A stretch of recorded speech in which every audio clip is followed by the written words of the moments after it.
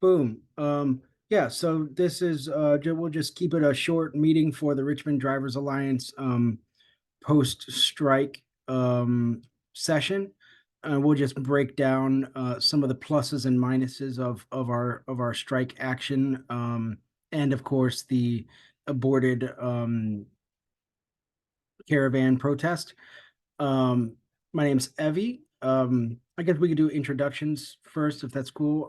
You don't have to um, say too much or anything. I'm Evie. I'm 35. I have started trying to organize the Richmond Drivers Alliance last July or so. It's been slow going, but the strike action I think helped and will help. Glad to be here.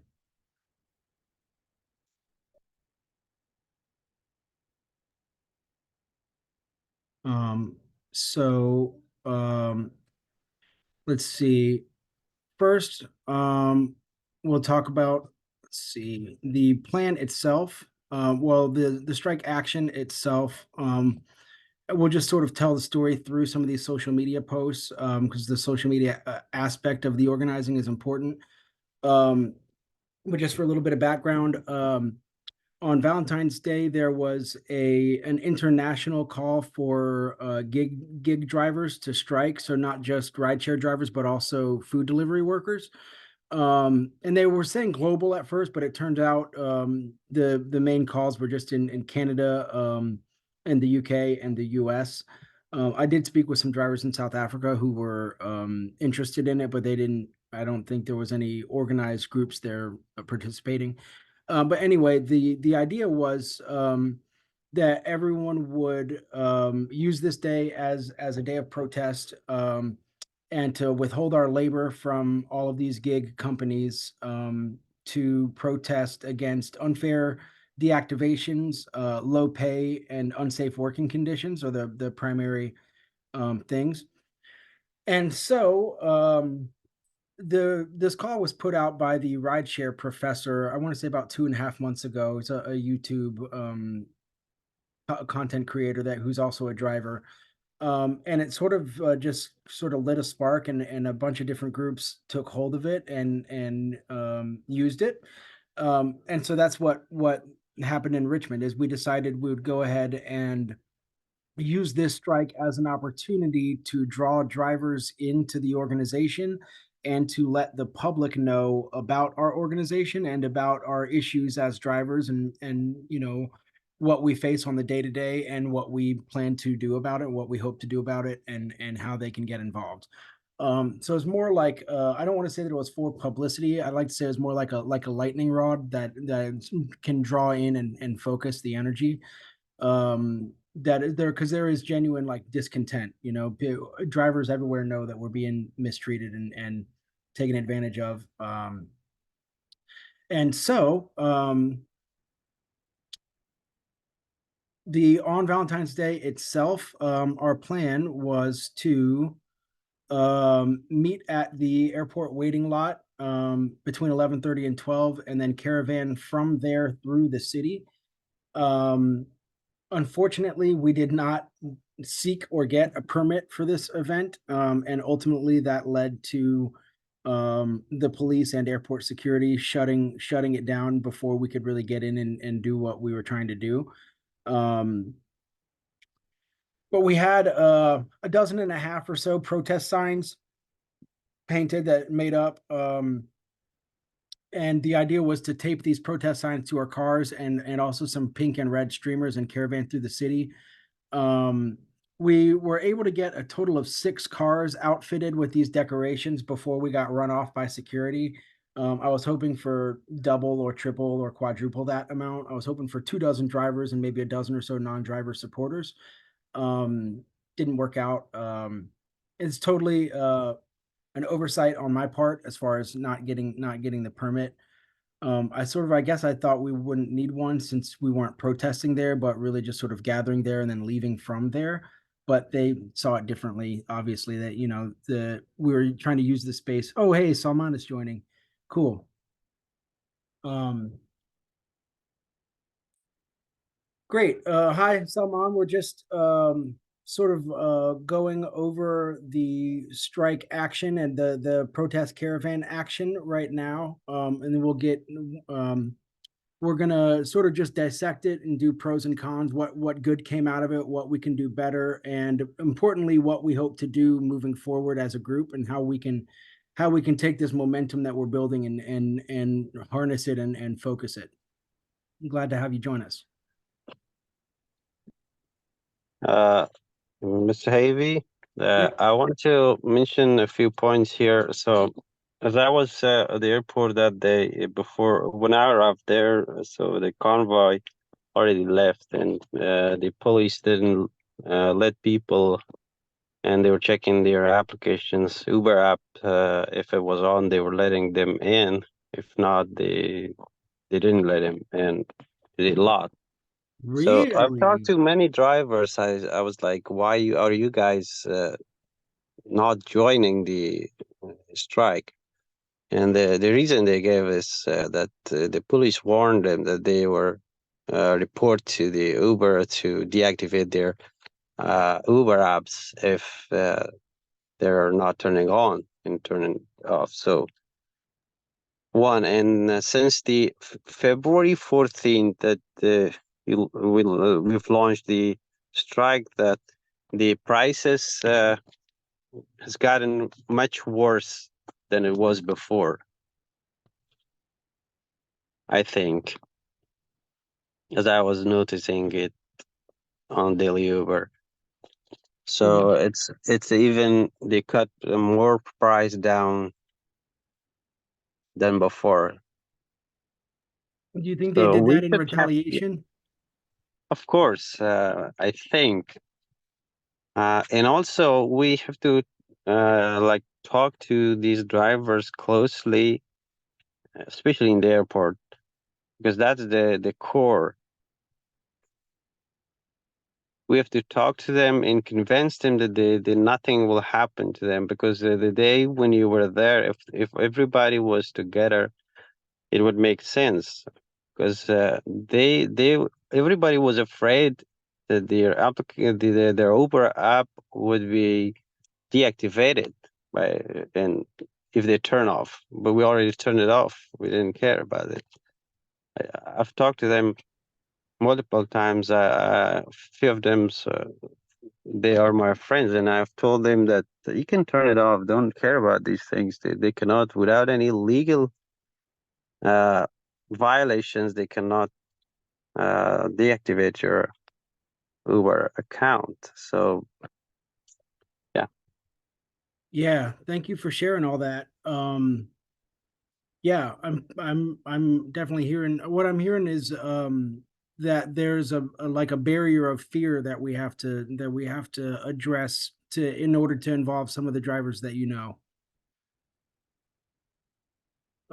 So we have to be able to help them understand what the risks are and what they aren't, and how we can address them. Is that right? yeah, that's a good way. And I knew a lot of drivers. They were all off on that day.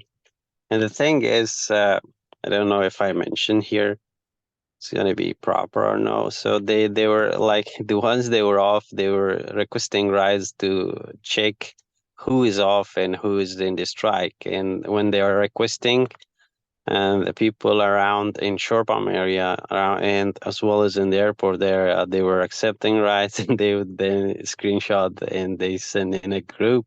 We have around 10 to 15 drivers. We have a WhatsApp group, Mm-hmm. and they were sending out these photos and said, "Yeah, look, we are off, but we've joined this strike, and nobody else is joining it, and they are still working." I was like, "We can't do anything. We can do our part." Yeah. Yeah, there will be a lot of drivers who, you know, don't want to participate at all in any sort of labor organizing effort, and there are some who maybe would but just need the money, you know. Um and you know, we want to try to involve as many drivers as possible. There will be some that we just can't reach. I want to show you this this handout thing. This is from a book called Secrets of a Successful Organizer, published by a group called Labor Notes, and it's just like labor organizing. And this can help us think about like the sort of the different levels of engagement. So it says like from the organizer's point of view, think of your fellow members distributed on a dartboard. Your goal is always to move people one step closer to the center of the circle. So in the center, you have the core group of organizers who will come to meetings like this and try to do the planning and the mapping things out and all of that. Then there'll be the activists who will turn off their apps and will show up for protest actions, but just like don't have the time or inclination to do the organizing work. Then there's supporters, people who will participate if it's easy. Will turn off their apps, maybe might share some stuff on social media, but that's about it. Then there's disengaged people who are just like, I don't want anything to do with it because I don't believe in it, or I don't want anything to do with it because I'm worried about getting deactivated, or any number of reasons, right? And then the outer ring would be Yeah. like people who are hostile to it, just outright like, no, I don't believe in unionizing. I'm not, like, stay away from me, right? So this framework is useful for for the idea of trying to move people closer into the center. So some of the drivers that are disengaged right now because they're scared of retaliation. If we want to address that retaliation, you said one thing, which is like legally they can't. They do have to give you a reason, but here's the thing, is they can give you any reason, right? And if you can't prove that it didn't happen, then you're cooked. um so part of it is that we can uh mobile justice apps. Oh, okay, yeah. So we need to do DJ, what I'm hearing is we need to do like a know your rights campaign, so that drivers can understand what their rights are and aren't. Does that make sense? Like maybe a flyer campaign, or get together some talking points and get some folks down to go down and talk to drivers, and maybe spread it in that WhatsApp group and online and things like that. I also have the app Turn Signal. Have you heard of it? What's that? The app Turn Signal. Turn signal? No, Basically, like if you ever get pulled over, it has your location. It has like all your information on it, and all you have to do is click on there and you say I'm being pulled over, and it automatically calls your lawyer, or like, and it starts recording too. And then when the recording finishes, whether you finish it or the phone dies, it gets sent to somebody. And okay. then it also has a know your rights, do's and don'ts, um, all the shit. Basically, like how to interact with cops. This black family created this app, and I've had it on my phone like for a couple of months. Yeah, that might be useful for definitely for getting pulled over and things like that.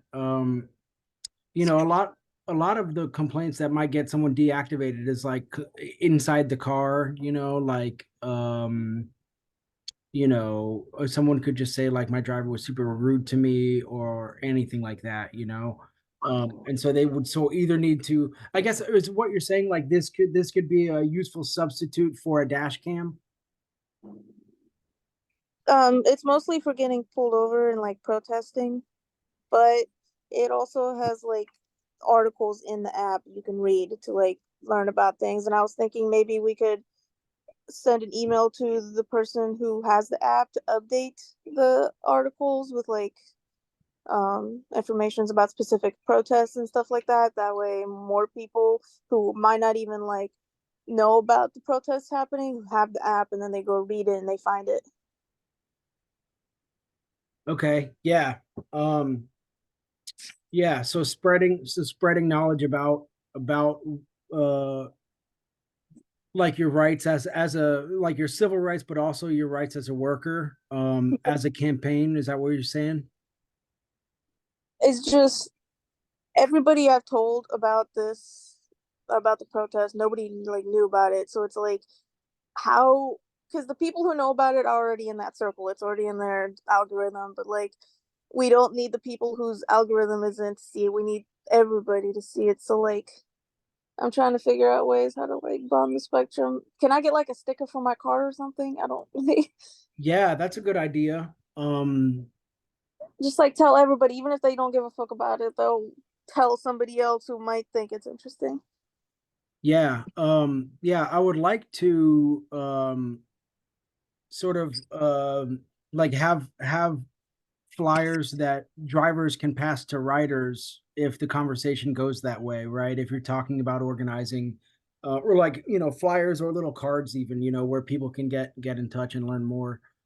Um, Definitely, yeah, I have these cards in my car for like people because my plug is really cool. So like people who smoke, if they're cool, I give them like a QR code card, maybe yeah, something like that.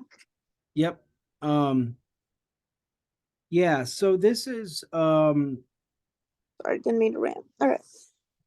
no, it's all good. Yeah, that definitely makes sense. It's like I'm thinking along those same lines of having a systematic way to share this information, and to bring people in and to involve drivers in the process of building that out. I Um, feel like a lot of people don't join because they feel like they're the only ones. Like they're like, it won't make a difference because like, who cares? Like it's just me. yeah, yep. Yeah, so um like And yeah, she's right. I would like to add something on top of that, what you said. So also we have like a diversity yep. here, like people from different countries, and anyone can, like I'm from Afghanistan, Hmm. so I know over 30 Afghan drivers and even more. So if one fellow like from any country is there, they can get their people, talk to them, get them closer to this group until they join, Yep. and encourage them to do so. So as far as I'm concerned, I've talked to them, and I pushed them all on that day, and I have to thank them, and they all accepted. They turned their apps off, and most of them they never uh, turned on the entire day, and Cool. they took a day off. They enjoyed with their family. Yeah, cool. um Hold on, what is Uber in like all the countries? Or No, no, I I mean didn't know. what I was saying. I'm in Richmond. Like in Richmond, I know like 30 drivers. Like they're all from Afghanistan. Oh, So okay. All right. like, I wasn't sure if it well, was like a global thing or not. yeah. And also, I said that I can, as far as I'm concerned, I can talk to these people, and I've talked to them, and I've explained things that I knew, and I encouraged them to join. And some of them were really busy at that day, doing stuff at home. So I said, okay, just you can turn off your app to like to support the strike, and they did so. And they were like, they were at home, but they were requesting rides around the city. And they said, "Oh, everybody's working." And they were then somebody accepted their ride, and then they were screenshotting it and sending out to our WhatsApp group. And I was Yeah, like, "They don't care about people. Well, we can't get everyone, but we are trying to get at least some people." yeah. um yeah, and it is a particularly diverse workplace, right? A lot of immigrants are drivers, because it's because of the independence, right? It's like you're in control of your own space, um and so Yeah. I wrote these bylaws, or I adapted some bylaws from the Richmond Workers Assembly, which is like a coalition of rank and file union members that do political education and troubleshooting and stuff together. And so these are not perfect, but they do address sort of the group orientation. And they're not, what I would like is for to have more eyes on this and for us to eventually build this structure out in the exact way that we all want and like vote on it. Um, but one of the values here for the organization is internationalism, right? And solidarity with all oppressed peoples. So if we're opposed to all forms of gender, sexual ability, religious, racial, and national oppression, and we stand in solidarity with the liberation struggles of all oppressed peoples, right? That like it gives a sort of a form to the anti-racist and anti oppressive like attitude and culture we want to create within our group. Um because I am a white guy, right? Like I recognize that fully. And so like if it takes, maybe we need to like work to translate some of these materials, for some of the drivers that maybe aren't as good in English, something like that. It's things like that I can't do alone, that I'm hoping to pull drivers in to help with, right? And then we can really get it grooving. We want to be able to reach folks and make them feel welcome and able to organize within this framework. I have a question. Uh-huh. What if we did like a two-part thing where the first organization we do is not a protest, it's just a gathering. And as I'm driving Uber, I tell a customer like, hey, tell your next Uber driver that we're having a gathering, picnic at this park at this day, and we're getting to know the community. And they're more likely to tell them, instead of saying, oh, we're marching, protesting, blah blah blah. We get to know each other more. We pass out the papers with what this is on it, and we read it, and then one person there speaks Spanish, and then another person there also speaks Spanish, and they can tell them what the paper says. And instead of like having somebody like, we couldn't have somebody translate the whole thing, but like we can also have like somebody in person say it to that person what this all means, Yeah, that's a good or some idea. shit. And then the second time we meet up, we know everybody already, and we're more comfortable marching. Yeah, that's a great idea. A meet and greet somewhere in person. Um if we do it, if we set it for like a month from now, we probably can do it outdoors, huh? If it's a picnic. Yeah, it'd be nice out. I could bring my cat. Pinky. um yeah, okay. So yeah, I was hoping, I was gonna suggest too that we do like an indoors in-person meeting, like maybe at the library or something. Um for like formal organization stuff, but I love the idea of a less formal meet and greet, to set it for like a month from now, and then we'll try over the next week, we can try to pull drivers in to help us spread the word, and we can campaign around that. You been to a Monroe Park before? Yeah. There's like room for like 100 freaking people, like in this like one area. It's like a big old field. And it's like a bunch of trees and shade. It's real pretty. I take Stink there all the time. Hi, Stink. I was thinking maybe that would be a good spot. Yeah. People can bring their own snacks and stuff. Yeah, totally. um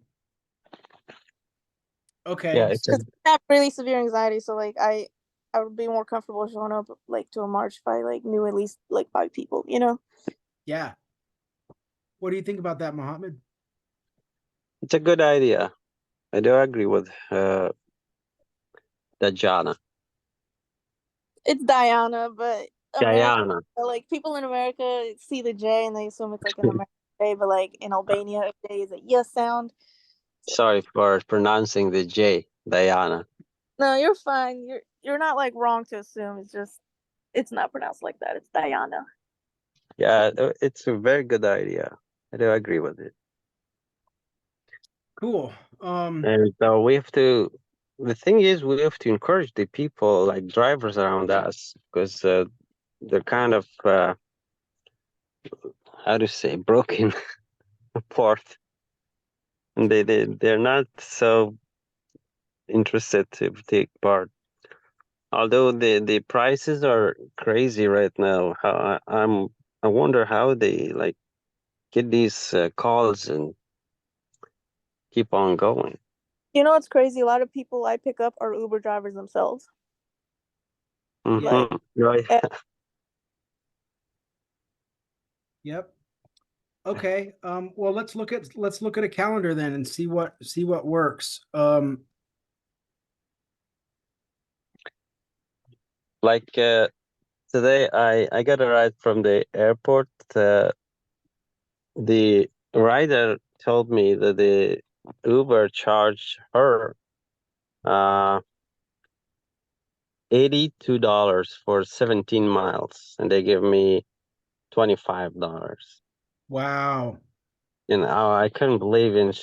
She showed me that, look, that's how much I got charged for this ride. And I said, okay, wait for me. When I complete my ride, then I will show you. It will pop up on the screen. And when I showed her, it's not good to mention here, but she tipped me $30. I have some insane screenshots. I'm gonna like send you later. Like I did a delivery once and I like got paid $1.22 and I went home. I was so mad. Oh, Wow. oh my God. Just insane. Like one time I did a trip that was over an hour away and I only got $48.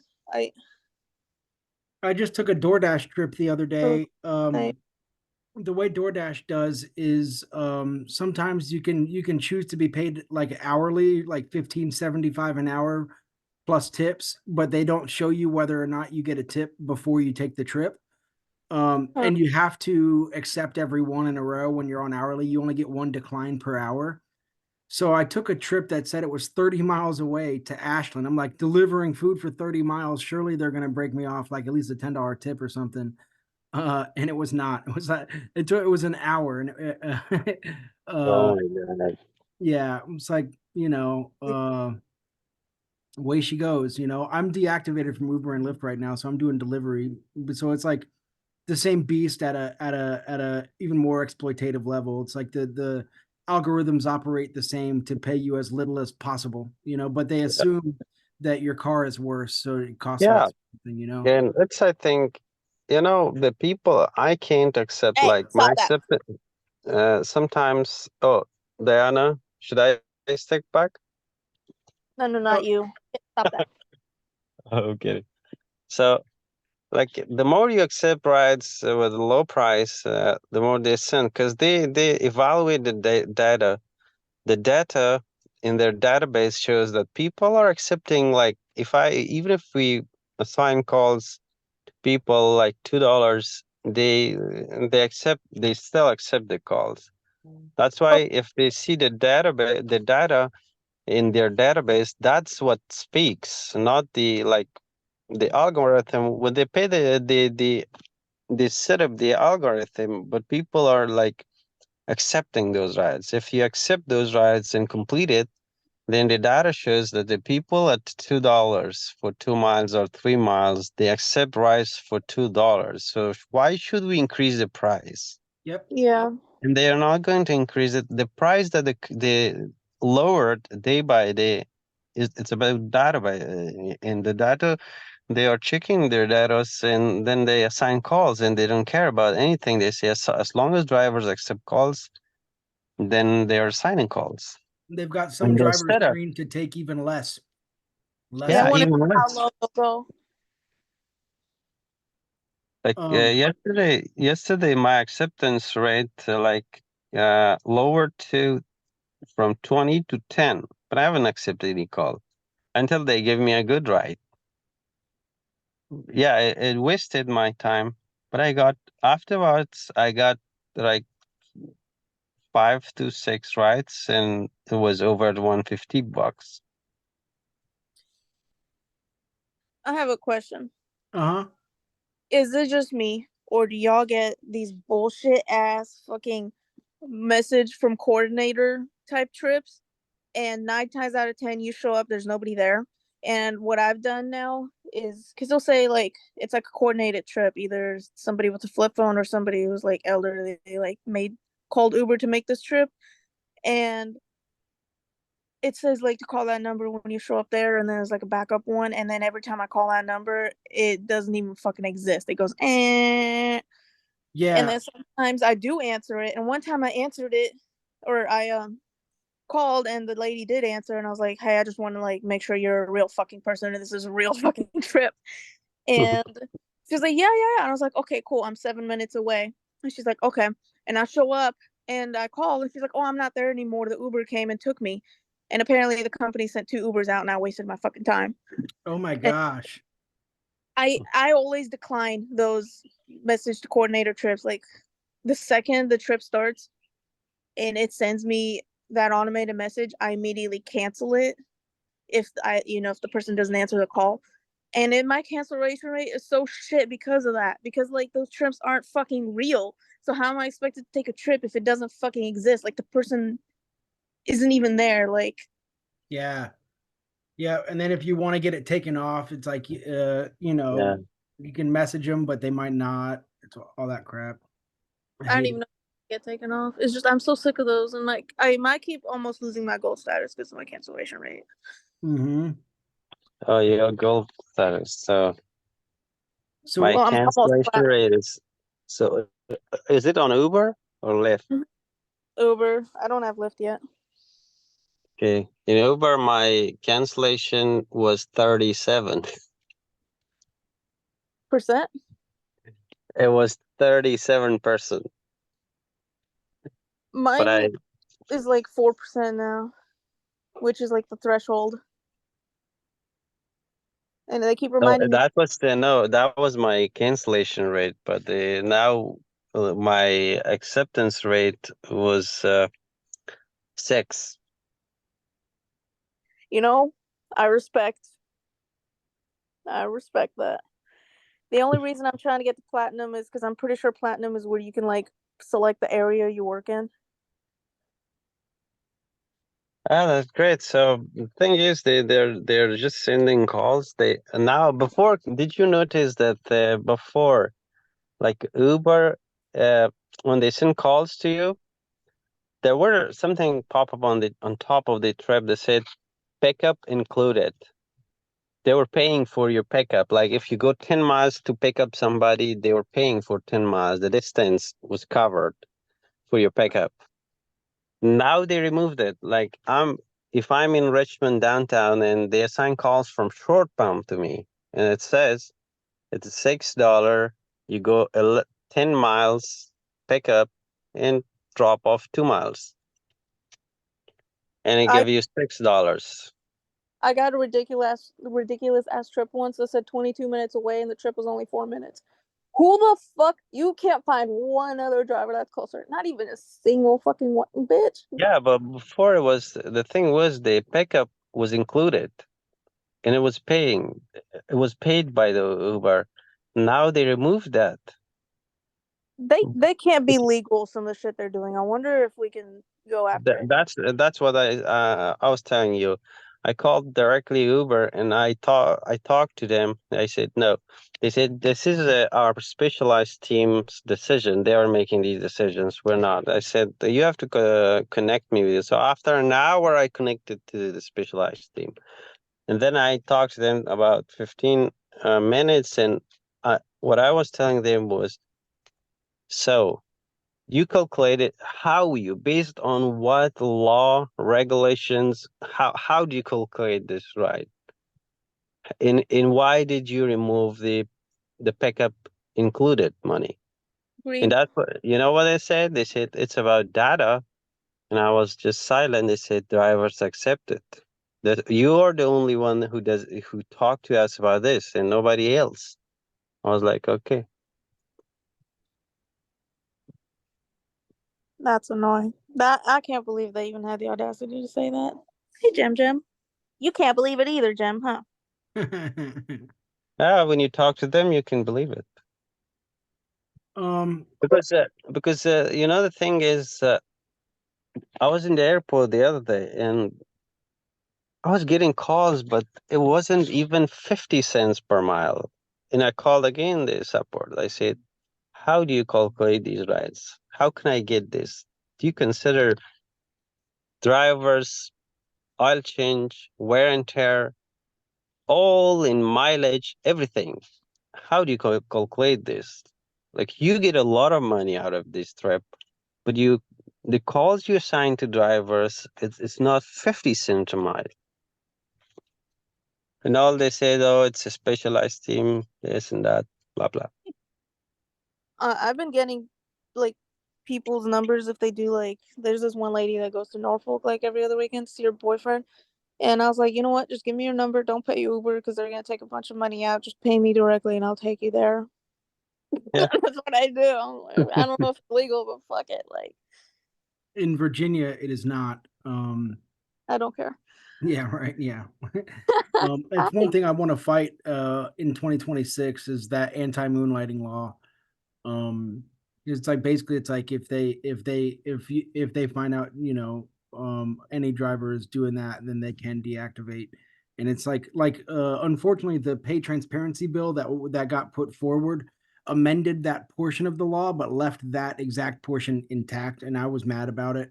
The drivers Uh, didn't have anything to do with the crafting of that bill. It was like given to us by New Virginia majority, um, which I don't like. But I mean, yeah, it's often riders will ask, like if you once they learn how much Uber's taking, you know. And But I do need to leave at 12:30 to take my partner to work. So I just wanted to hammer out a couple small things real quick as mhm. far as um the meet and greet. Um we need to pick a date for it, and then we need to I guess I'll make like a document that we can touch up and go over. Actually, I'll show you I've got a basic planning document that we can use. Hang on. can you send me all that? Do you have my email? Yes. Yeah. I do have your email and I can send it to you. Yeah. No. Yeah, send it to me as well. So I print one copy and I'll explain it to everybody. So maybe to 30 people, I can explain it to them. Yeah, Uh, so we'll pick a date. I want to do as close to a month as possible, but maybe not exactly a month, maybe like mid-March, like March. Well, okay, so I was thinking I wanted to ask y'all, should we do it for a weekday or a weekend? And should we do it like early afternoon? It feels like the one of the lowest driving times, right? Like between 12 and 2. Yeah, yeah, it's good. maybe Um, like some people probably work regular jobs during the week. yeah, Yeah. that's true. So what do y'all think? Or midday or evening? Saturday, maybe like 1 p.m. because like that Yeah. seems like middle of the day type of time. 1 to 3. Okay, 1 to 3 Saturday, is 1 to good. 3 on the 16th of March. How does that feel? That works. Yeah, Um, good. okay, and location. I'm sorry, go ahead, Mohammed. You were going to say something? Yeah, no, nothing. Okay, location, Monroe Park, or maybe we could do it there, Chimborazo or Libby Hill Park or something like that. What do y'all think? I've only ever been to Monroe, but I can go check out the other ones before I like to research shit before I go there because I have anxiety. So Yeah. Um, Yeah, so Libby Hill Park has some picnic tables and some trees and things. And also Powhatan Hill Park is it's like halfway between Shaco and the airport on off of Williamsburg Road. That might be a good spot as well. It's like overlooking the city and stuff. And there's plenty of space up there. That's good. what if you put it on your story and did a poll and whichever one gets most votes, we pick that one. Sure, that makes sense. Yeah. Yeah, and I think I can send a link to that story to people, like get the link for it and send it to people's Instagram and ask drivers to vote for it through text on Instagram. Oh yeah. Okay. Well, I don't use Insta. That's okay. I'm a backwarded guy. You're a what? I'm a Oh, backwarded guy. oh yeah, no, it's cool. Yeah, Okay, social media is the vote now devil then. anyway. Because Yeah, there are yeah, a lot of apps, and I can't even. The other day I deleted the TikTok Wait, because it wait. keeps me So, like, busy all the time. I have 9,000 followers on TikTok. I could post. wow. Oh Yeah, my so god! I don't use it anymore, so I like totally forgot about that. I have a meme page with 40,000 followers, but Dude, it's so suppressed did because I I, always but I hate meme pages now. They've become so fucking addish and just yeah, yeah, annoying. I barely touch mine anymore. It's it blew up during the pandemic when everyone was constantly on their phone. Yeah, Okay, literally. so March 16th, between 1 and 3 at a location to be determined, we will do a driver meet and greet. Do we want to do drivers and riders and like just community members that are non-drivers that are interested as well? Yeah, and allies and such, yeah.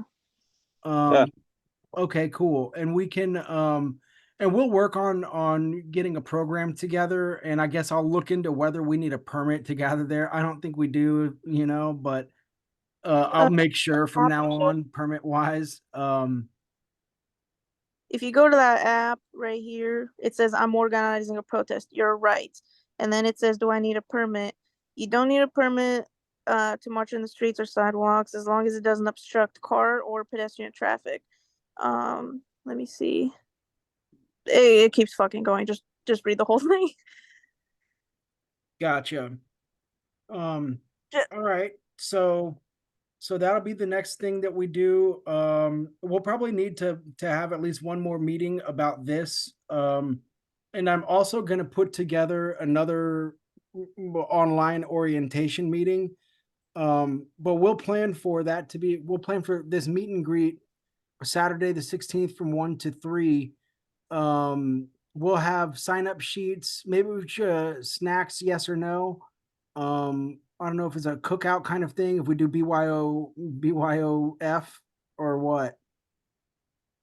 yeah, we could do everybody bring their own stuff and then we all just like mingle and eat each Cool. other's. You do like a potluck. Yeah, Cool. because I can't like bring shit and like for everybody, and then there's like one person who's like, oh, I can't eat gluten, and I'm like, well, damn, because Yeah, if they know they're allergic to gluten, they'll bring something that's gluten free, and then maybe somebody else in the group will also like be gluten free. yeah. All right. Okay, so sweet. I'll Hey, make some social media graphics about this. And I'll put a poll up and we'll figure out the exact location. And then I'll probably make some flyers and I'll see if I can get some other drivers to pass them around. If we've got 3 weeks to do it, maybe it'll take about a week to get all of that stuff together, and then we'll have 2 weeks to spread it pretty good. Mhm. One good thing that came from our recent action, and this is the reason I pulled up the Instagram earlier, is we got a lot of local organizations and local like Richmond folks to learn about a little bit about our organization and that we exist. For instance, this image that I was showing earlier, it got 231 shares and 178 likes, which I mean isn't a 10 of lot, those.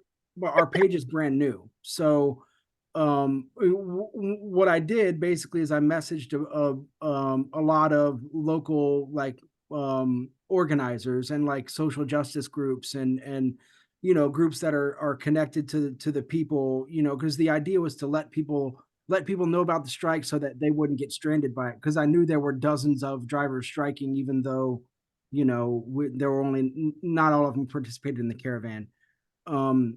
But yeah, okay, so that's next steps. And I'll also set a meeting.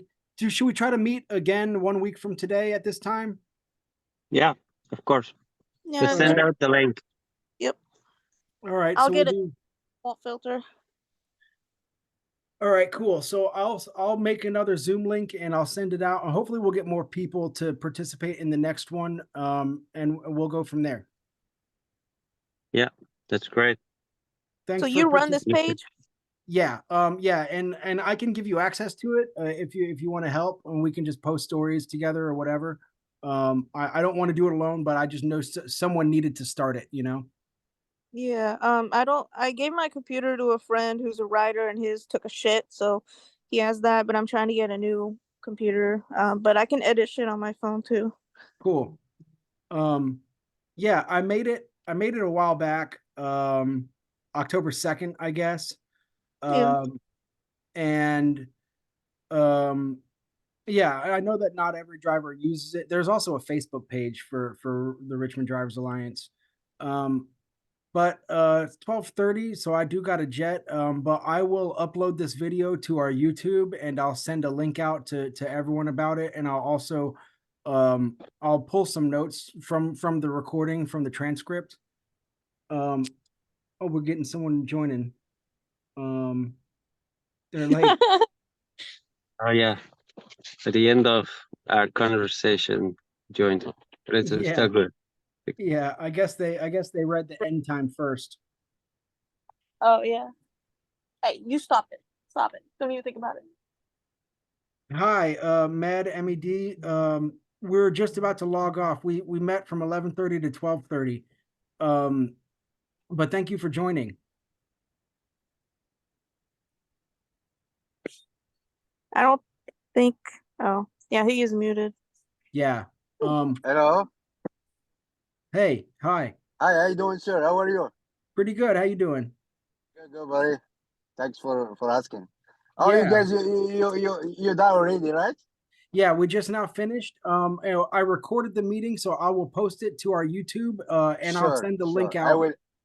Yeah, I will watch it. Thank you, Okay, sir. great. The main takeaway is we're gonna do a drivers meet and greet picnic March 16th from 1 to 3 p.m. at a location to be determined.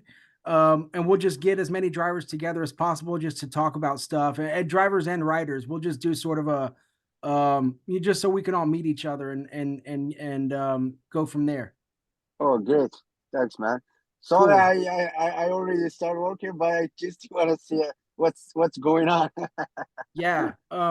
Yeah, we just it was sort of just an informal chat today. We were talking a little bit about the strike action and about some of the issues that we face organizing. We're noticing a lot of people are worried about being deactivated, so we're working Oh on yeah, how to address that fear. And also there's the issue of us just being like broken apart from each other, like fragmented, separate from each other. hmm And so the purpose of the get together, the meet and greet, is just to kind of humanize each other and come together as people. exactly. Yeah. Thank you, sir. Thank you for that. Yeah, I Yeah. wish I watched the video on the YouTube. Okay, great. And I'll send out a request in the next day or two asking if any drivers want to help pass out flyers for the Okay. meet and greet. Okay, sir. All right, Okay. Thank you, talk to you sir. soon. Have a good day. Yeah. All Thank All right, you. right. logging off. I know you gotta Thank you, go. guys. Take care, y'all. Okay. Bye, yo.